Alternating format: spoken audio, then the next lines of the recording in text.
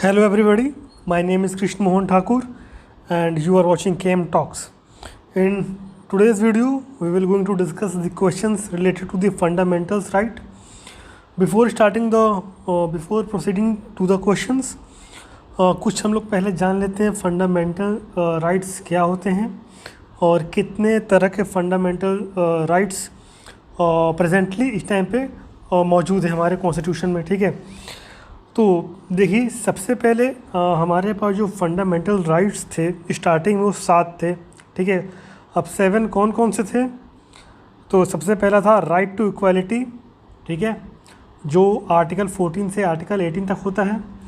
फिर आते हैं हम लोग राइट टू फ्रीडम, जो आर्टिकल 19 से आर्टिकल 22 तक होता है।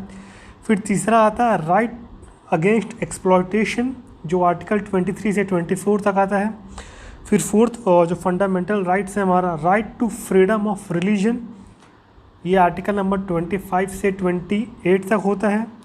फिर article fundamental right number 5 cultural and educational right, which is article 29 and 30।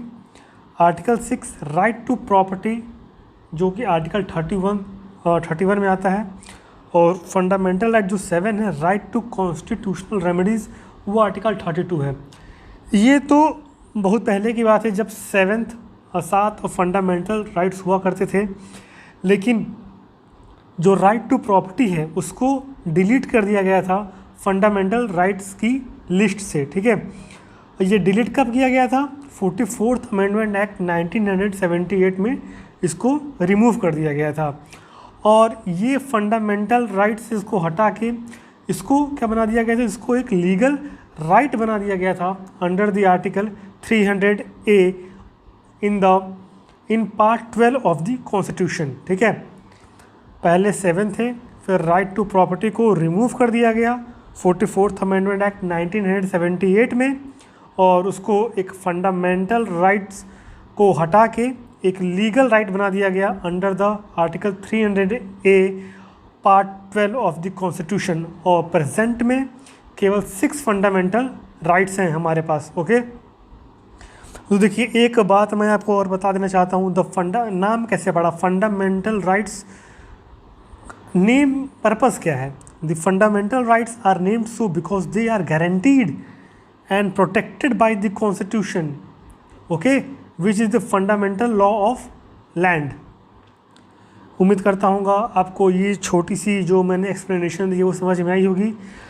अब हम बात करेंगे कुछ क्वेश्चंस की फंडामेंटल राइट्स से रिलेटेड।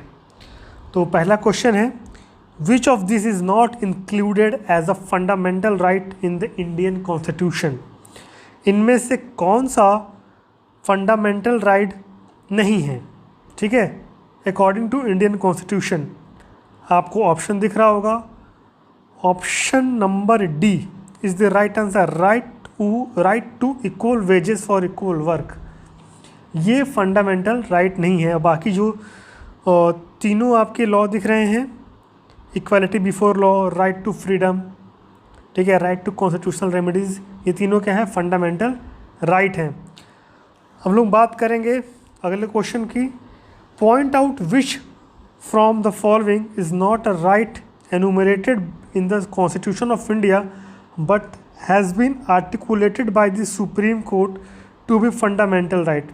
ये क्वेश्चन ये कह रहा है कि इसमें से ऐसा कौन सा राइट है जो कॉन्स्टिट्यूशन में एनुमरेटेड नहीं है, मतलब जो कॉन्स्टिट्यूशन में नहीं है, बट जो सुप्रीम कोर्ट ऑफ इंडिया है वो इसको अलाउ करती है, वो फंडामेंटल राइट्स मानती है, ठीक है। तो आपको ऑप्शन दिख रहा होगा यहाँ पे, जो राइट टू प्राइवेसी है ये इसका राइट आंसर है। अब हम बात करेंगे अगले क्वेश्चन की तरफ। Who considered the right to constitutional remedies as very heart and soul of the Indian constitution? किसने कहा था कि जो राइट टू कॉन्स्टिट्यूशनल रेमेडीज़ है वो हार्ट है एंड साउल है ऑफ द इंडियन कॉन्स्टिट्यूशन का, ठीक है? बता पाएंगे आप लोग इसका आंसर? थोड़ा कोशिश करिए। चलिए, कोई बात नहीं। यहाँ पे जो ऑप्शन नंबर सी है, doctor Bhimrao Ambedkar is the right answer, okay. Moving towards the next question. Question क्या है, right to property was remove from the list of fundamental rights during the rule of.